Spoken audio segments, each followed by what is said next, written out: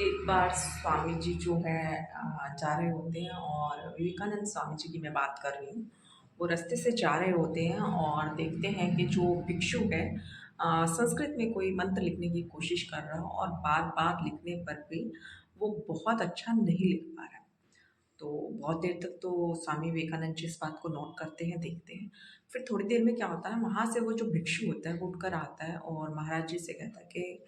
महाराज जी बात देखो ऐसी है कि मैं बहुत देर से कुछ लिखने का प्रयास कर रहा हूँ और बार-बार कोशिश करने पर भी जो है मैं वो मंत्र कंप्लीट नहीं लिख पा रहा हूँ। इस पर उनकी बात को सुनने के बाद स्वामी विवेकानंद जी जो है उनको एक बात बहुत ध्यान से सुनने के लिए कहते हैं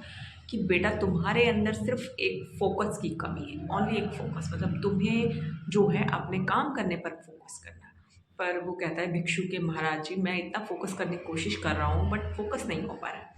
तो स्वामी विवेकानंद जी कहते हैं कि जब हम कोई काम करते हैं ना तो उसको करने से पहले हमें कुछ गतिविधि करनी चाहिए। सबसे पहले डीप ब्रीथ इन और आउट,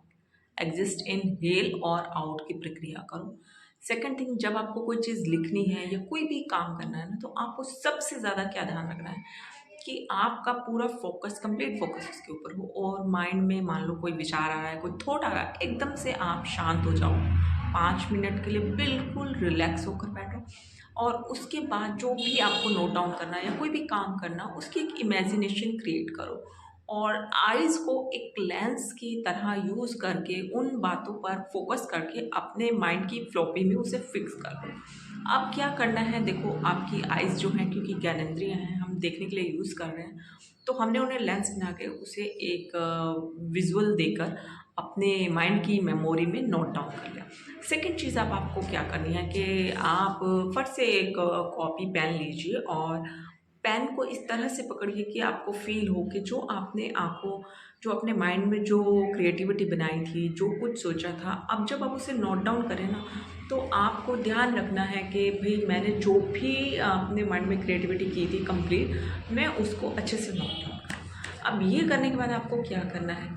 कि आप जब उसको लिखने बैठेंगे ना, तो आप नोटिस करेंगे कि आपने जो कुछ भी लिखा है, वो इतना फ़ाइन लिखा है कि उससे ज़्यादा फ़ाइन हो ही नहीं सकता था।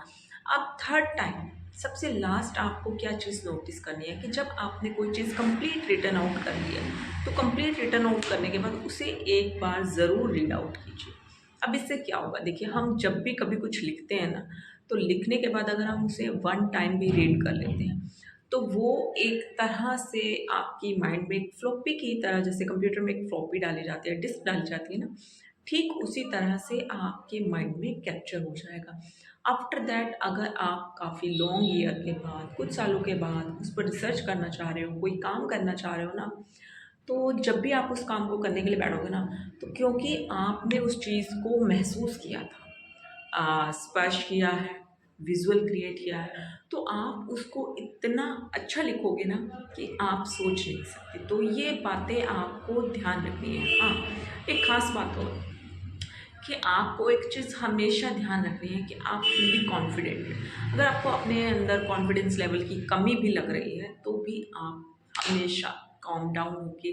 एक रिलैक्स पोज़ीशन में जो भी आपको अच्छा लगे, ये नहीं है कि आपको एक स्पेशल पोस्चर चाहिए। जिस भी जगह आप वर्कआउट कर रहे हैं, थोड़ी देर के लिए बिल्कुल शांत भाव से अपनी आँखें बंद करके और पूरा रिलैक्सिंग मोड में और ऐसे फ़ील करें कि जैसे जो चीज़ आपको चाहिए और आप बहुत खुश हैं और आप उसे महसूस कर रहे हैं और वो आपके पास। और उसके बाद जब उस काम के लिए लगेंगे ना, तो यू कांट इमेजिन कि आप उस काम में इतने माहिर हो जाओगे ना कि जब आप किसी कंपटीशन के लिए प्रिपरेशन कर रहे होंगे, कोई काम कर रहे होंगे, तो आप इतना बढ़िया करोगे कि आपको फर्स्ट नंबर पर रखा जाएगा। अब इन बातों को अगर आप डेली रूटीन में अप्लाई करते हो, तो डेफ़िनेटली आप जो भी काम करोगे वो आपका बहुत बेहतर हो जाएगा। तो इन सब बातों को ध्यान रखते हुए आप कोशिश कीजिए, जब भी आप कोई काम कर रहे हैं तो आप इसे फ़ॉलो करें। और स्पेशली अगर कोई स्टूडेंट है ना, तो ये चीज़ उसकी लाइफ़ में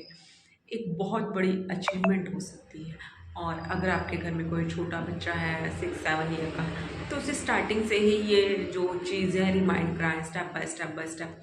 और आप खुद भी, age is not the matter for this,